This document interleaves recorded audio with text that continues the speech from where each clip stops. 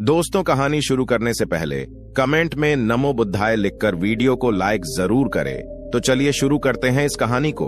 भीड़ भाड़ से अलग होकर जब भी कोई इंसान अपने साथ अकेले में समय बिताता है, तभी उसके दिमाग में नाना प्रकार की चिंताएं जन्म लेने लगती है। मनुष्य की प्रवृत्ति ही ऐसी है कि वो ज्यादातर समय नकारात्मक ही सोचता है। अपने लक्ष्य को कैसे प्राप्त किया जाए, ये सोचने की जगह है। वो ये सोचता है कि अगर लक्ष्य पूरा नहीं हुआ तो मैं क्या करूंगा, और इस प्रकार की नकारात्मक विचारधारा के कारण जीवन परांत डर डर कर जीता रहता है। अगर पूरी बुद्धिमानी और सजगता के साथ इस डर को समझाना जाए तो यही डर इंसान के पतन का कारण बनता है। ऐसा मनुष्य जो खुद पर संजय करता है, खुद पर संदेह करता है, भला वो कैसे सफल हो सकता है। लेकिन बुद्धिमानी से अगर इस डर का उपयोग किया जाए तो यही डर उसकी सबसे बड़ी ताकत बन सकता है। काश केवल एक बार उसने खुद पर विश्वास किया होता तो उसे मालूम होता है कि उसके डर में ही उसकी ताकत का रहस्य छुपा हुआ है। ये कहकर सन्यासी चुप हो गया और चुपचाप अपने कदमों पर ध्यान लगाते हुए जंगली घास पे से आगे बढ़ने लगा। संध्या का समय था। सन्यासी और एक लकड़हारा जंगल में से होकर गांव की तरफ निकल रहे थे। सन्यासी के ये शब्द लकड़हारे को कुछ समझ में नहीं आए। वो सोच रहा था कि डर में ताकत कैसे हो सकती है। डर तो आदमी को कमजोर बनाता है। अपने मन की उत्सुकता को जब वह काबू नहीं कर सका तो उसने सन्यासी से पूछा कि महात्मा ना, आप ये क्या कह रहे हैं कि डर में ताकत होती है? डर तो आदमी को कमजोर बनाता है, उसे तो अपना डर दूर करना चाहिए। करारा अपनी बात पूरी कर पाता उससे पहले ही उसे एक शेर की दहाड़ सुनाई दी। शेर की गर्जन सुनकर लकड़हारे का रोम रोम कांप गया। उसके कान खड़े हो गए। जंगल से आती एक एक आहट उसे साफ सुनाई दे रही थी। उसके कदम वहीं पर जम गए थे। वो भी नहीं पा रहा था। उसे पता था कि थोड़ी सी हरकत उसकी जान जोखिम में डाल सकती है। उसका दिल तो तेजी के साथ धड़क रहा था, लेकिन फिर भी वो अपनी सांसों पर काबू पाने का प्रयास कर रहा था। कुछ देर बाद जब खतरा टल गया तब सन्यासी ने कहना शुरू किया। सन्यासी ने कहा कि अभी जब तुम डरे हुए थे तो तुम्हारे शरीर का रोम रोम जाग गया था। जंगल से आ रही छोटी से छोटी आहट पर भी तुम्हारा ध्यान लगा हुआ था। तो इस प्रकार अपने मन के डर के कारण तुम होश में आ पाए, तुम पूरा ध्यान लगा पाए।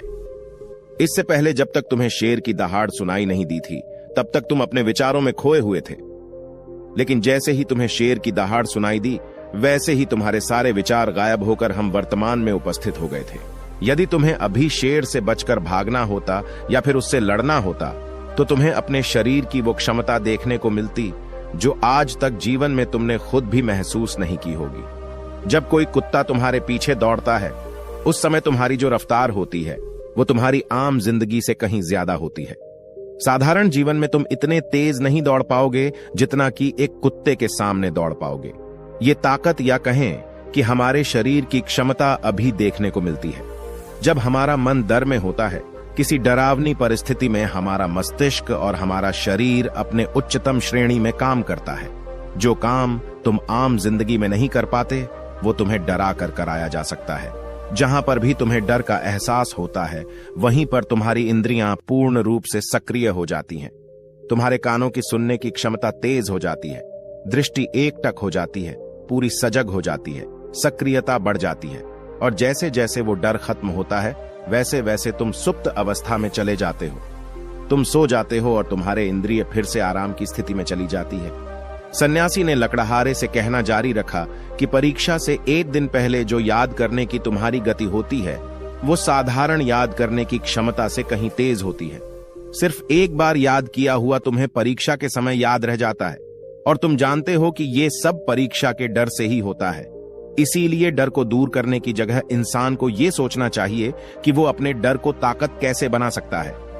जिस प्रकार सुख और दुख, प्रकाश और अंधेरा एक ही सिक्के के दो पहलू होते हैं, उसी प्रकार डर और ताकत भी एक ही सिक्के के दो पहलू होते हैं। जिस प्रकार रोशनी के बिना अंधेरा पूर्ण नहीं होता, सुख के बिना दुख पूर्ण नहीं होता, उसी प्रकार डर के बिना ताकत का भी कोई महत्व नहीं है।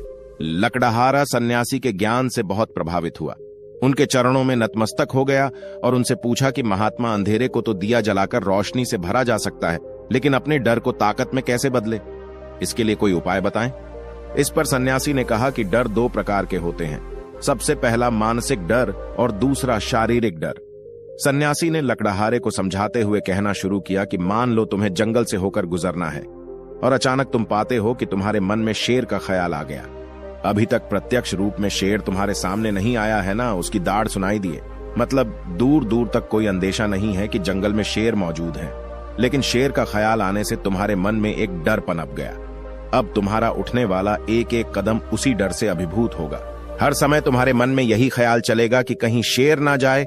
ये शेर वर्तमान में तुम्हारे सामने नहीं है, यह तुम्हारी बहुविषयक की कल्पना है। इसी प्रकार जो मनुष्य अतीत और भविष्य की चिंताओं में डूबा रहता है, वो मानसिक डर का शिकार होता चला जाता है। इसी विडंबना के कारण वो अपने जीवन में जीतने भी निर्णय लेता है। वो सारे मानसिक डर से ग्रसित होते हैं। इसीलिए ज्यादातर मनुष्य पूर्ण रूप से अपने निर्णय पर भरोसा नहीं कर पाते हैं, और यही निर्णय या फिर फैसले जो आधे मन से लिए जाते हैं, मनुष्य के कार्य को पूरा नहीं होने देते। लेकिन यह भी सत्य है कि मानसिक डर के कारण ही इंसान अपनी तैयारी पूरी करता है। अगर तुम्हारे मन में शेर का ख्याल नहीं आएगा तो तुम शेर से सुरक्षा के लिए कोई भी कदम नहीं उठाओगे, लेकिन अगर तुम्हें शेर का ख्याल आ गया तो तुम उससे सुरक्षा के लिए कोई ना कोई तरीका जरूर अपनाओगे। तो इसीलिए मानसिक डर बेकार नहीं होता, वो आपकी सुरक्षा को और ज्यादा मजबूत भी करता है।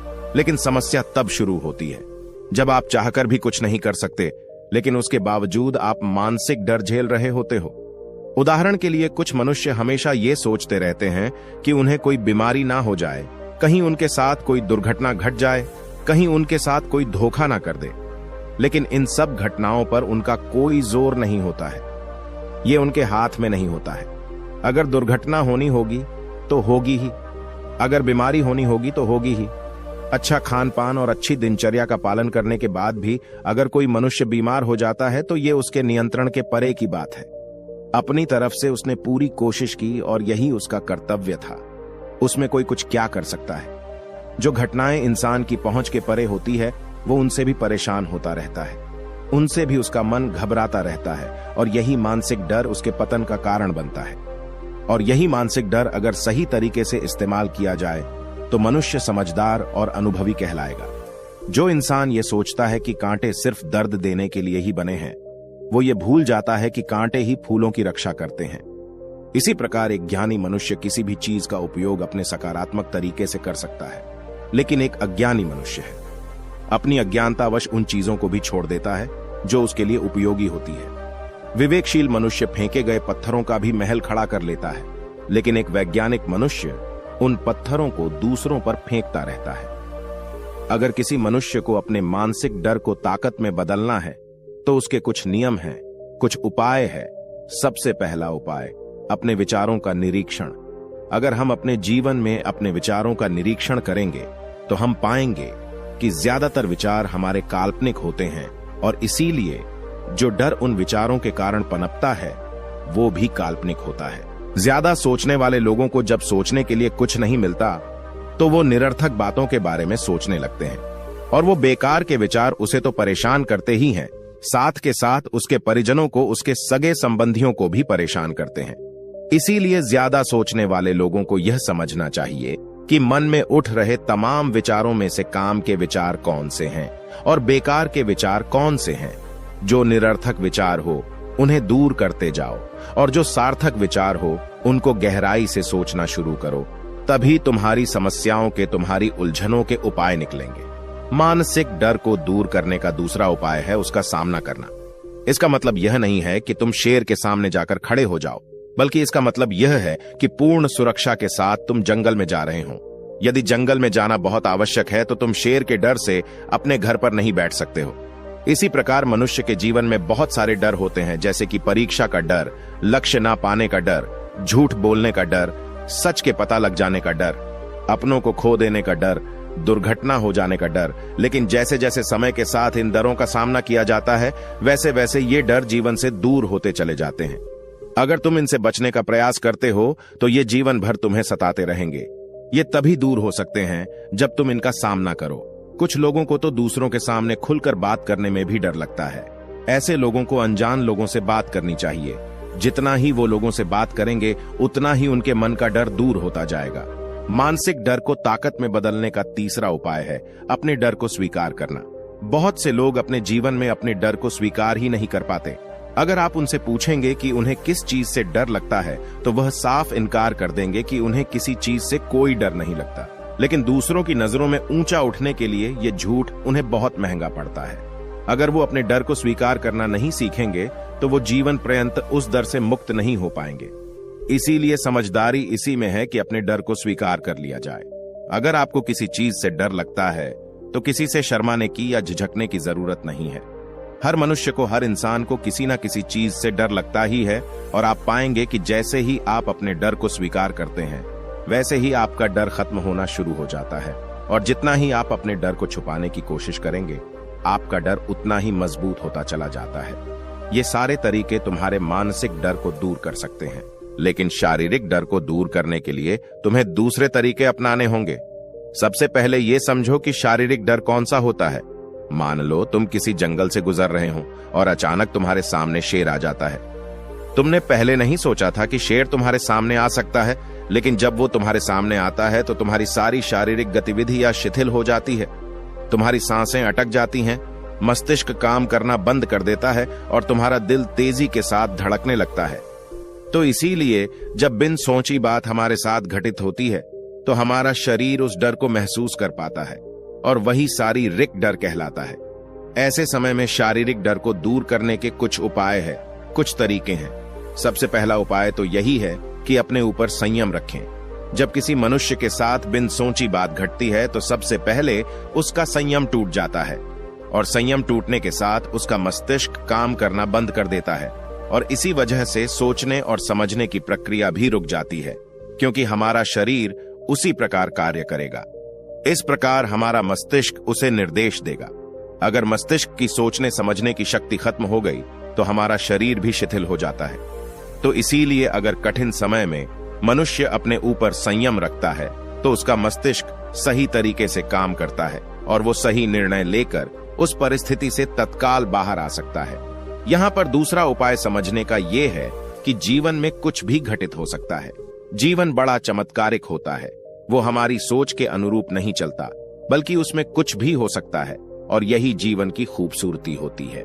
अगर आपको आज ही पता चल जाए कि आने वाले 10 साल तक अब क्या कर पाएंगे तो आपकी जीवन में से रुचि खत्म हो जाएगी। लेकिन अगर जीवन एक रहस्यमयी किताब की तरह बना रहेगा तो आप अपने जीवन से कभी नहीं थकेंगे। आपका जीवन आपको आश्चर्यचकित करता रहेगा। इसीलिए यह समझो कि जीवन में कुछ भी घटित हो सकता है, तुम्हारी सोच से परे भी घटित हो सकता है।